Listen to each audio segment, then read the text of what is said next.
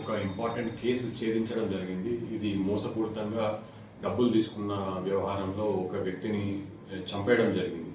అయితే ఈ కేసు వివరాల్లోకి వెళ్తే మనకి 23వ తారీఖు 4వ నెల 2026 కుంటాల పోలీస్ స్టేషన్ లిమిట్స్లో డౌనెల్లీలో శివార్లో గల ఒక బావిలో ఉన్న మహేందర్ డెడ్ బాడీ మనకు దొరకడంతో మనం అనుమానాస్పద మృతిగా కేసు నమోదు చేసి విచారణ స్టార్ట్ చేయడం జరిగింది.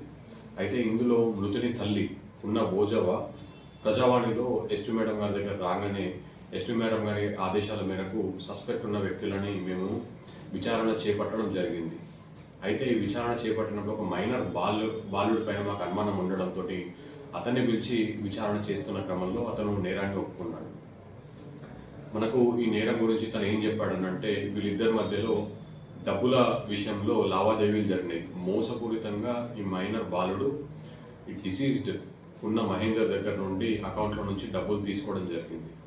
అయితే ఇది మహేందర్కి తెలియడంతో పోలీసులకి చెప్తాను అని చెప్పడంతో అతను భయపడి ఏం చేశాడనంటే డౌనెల్లీలో గల బావి దగ్గరికి వెళ్ళినప్పుడు తను భయంతో అక్కడ ఉన్న బావిలోకి మహేందర్ని నెట్టేయడం జరిగింది. నెట్టేసి 18వ తారీఖు ఏప్రిల్ రోజు నెట్టేయడం జరిగింది. మనకు 5 రోజుల తర్వాత 23వ తారీఖు బాడీ మనకి బయటకి రావడం జరిగింది. ఇందులో మనం ఇప్పుడు ఈ మైనర్ని అప్రహెండ్ చేసి మనము మెజిస్ట్రేట్ గారి ముందు ప్రొడ్యూస్ చేయబోతున్నాము, రిమాండ్ చేస్తున్నాం.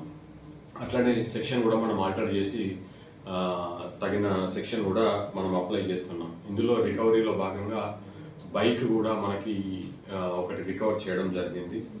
ఈ దీంట్లో పనిచేసినటువంటి rural CI and Kuntala SI వారి టీంకి నా అభినందనలు. Thank you.